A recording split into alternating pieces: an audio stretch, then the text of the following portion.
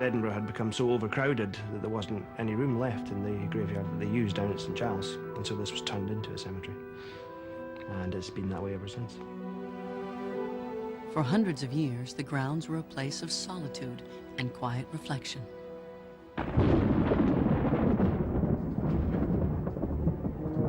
But in late 1998, a destitute man broke into a large family tomb and unleashed a powerful force. He fell through a hole in that floor and into another section underneath, and this section was filled with bodies. Arms and legs and heads, and he landed right in the middle of them. One of those bodies was that of Bloody George Mackenzie, who had become notorious in the 17th century for his persecution of a group of religious zealots.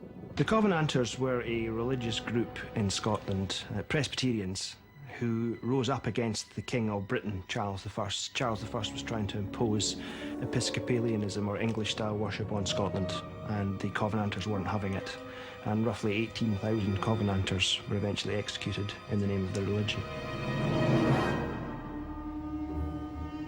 2 weeks after Mackenzie's tomb was disturbed, bizarre incidents began to occur. Many believed the spirit of Bloody George Mackenzie had been released, and he had drifted through the gates into Covenanters' prison and graveyard, where his victims were buried. There's been numerous things happening to visitors to the graveyard since that event took place.